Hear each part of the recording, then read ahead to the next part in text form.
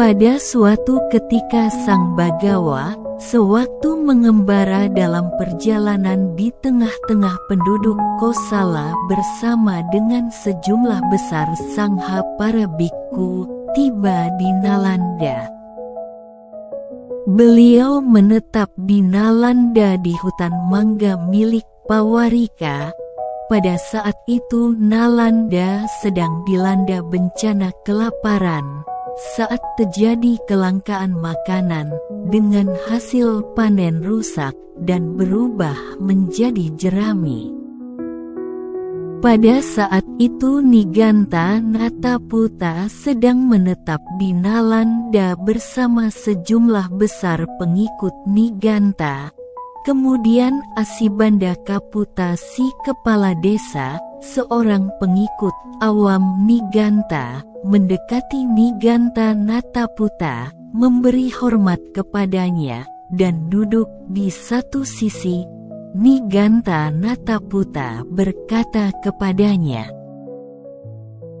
"Ayo kepala desa, bantahlah doktrin Petapa Gotama. Maka berita baik tentangmu akan menyebar sebagai berikut. Asibanda Kaputa sang kepala desa telah membantah doktrin Petapa Gotama yang begitu kuat dan berkuasa." Tetapi bagaimanakah, Yang Mulia, aku membantah doktrin Petapa Gotama yang begitu kuat dan berkuasa? Pergilah kepala desa, datangi Petapa Gotama dan ajukan pertanyaan. Yang Mulia, bukankah Bhagawa dalam berbagai cara memuji sikap simpati terhadap para keluarga, perlindungan para keluarga, belas kasih terhadap para keluarga?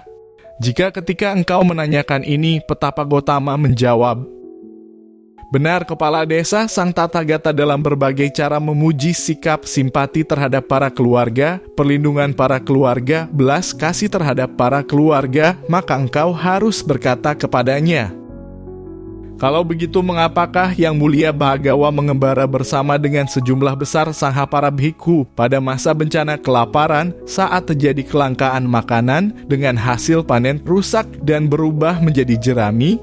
Sang Bhagawa mempraktikkan untuk kemusnahan keluarga-keluarga, untuk kemalangan keluarga-keluarga, untuk kehancuran keluarga-keluarga.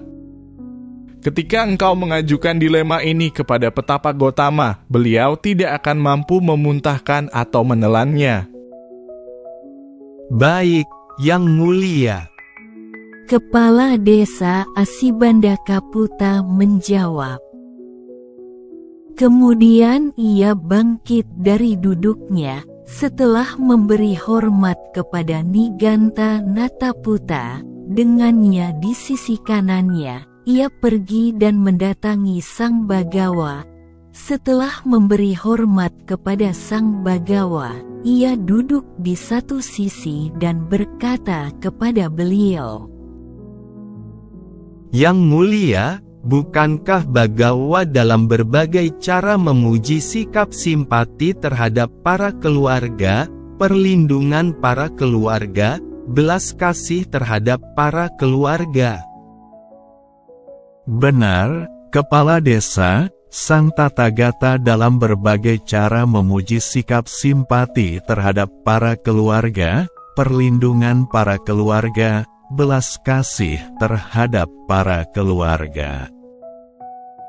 "Kalau begitu mengapakah, Yang Mulia, Bagawa mengembara bersama dengan sejumlah besar sangha para bikku pada masa bencana kelaparan, saat terjadi kelangkaan makanan, dengan hasil panen rusak dan berubah menjadi jerami?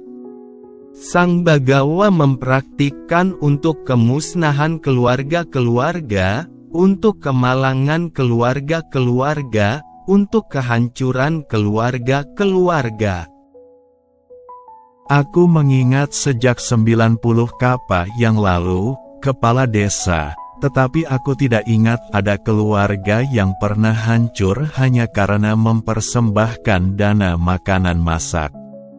Lagi pula, keluarga manapun yang kaya, dengan banyak harta, dengan emas dan perak berlimpah, dengan harta berlimpah dan berbagai jenis penghidupan, dengan kekayaan dan panen berlimpah, mereka semua menjadi demikian karena memberi, karena kejujuran, dan karena pengendalian diri. Ada, kepala desa, 8 sebab dan kondisi bagi hancurnya keluarga-keluarga. Keluarga-keluarga binasa karena raja. Atau, keluarga-keluarga binasa karena pencuri. Atau, keluarga-keluarga binasa karena kebakaran. Atau, keluarga-keluarga binasa karena banjir. Atau, harta simpanannya hilang. Atau, kegagalan dalam usaha. Atau, terdapat dalam keluarga seorang pemboros yang menghamburkan, berfoya-foya, dan membuang-buang kekayaannya. Dan ketidakkekalan adalah yang kedelapan. Ini adalah 8 sebab dan kondisi bagi hancurnya keluarga-keluarga.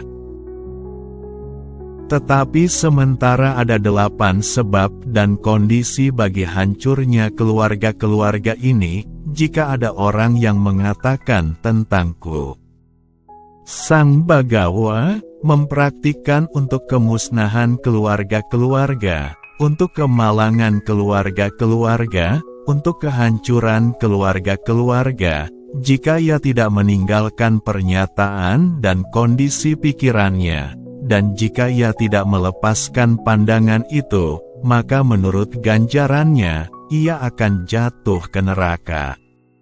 Ketika ini dikatakan, Kepala Desa Asibandakaputa berkata kepada Sang Bagawa, Bagus sekali, Yang Mulia, bagus sekali, Yang Mulia. Dhamma telah dijelaskan dalam berbagai cara oleh Bagawa, bagaikan menegakkan apa yang terbalik, mengungkapkan apa yang tersembunyi, menunjukkan jalan bagi mereka yang tersesat, atau menyalakan pelita dalam kegelapan, agar mereka yang memiliki penglihatan dapat melihat bentuk-bentuk. Aku berlindung kepada Bagawa, dan kepada Dhamma, dan kepada Bhikkhu Sangha. Sejak hari ini sudilah Bagawa mengingatku sebagai seorang umat awam yang telah menerima perlindungan seumur hidup.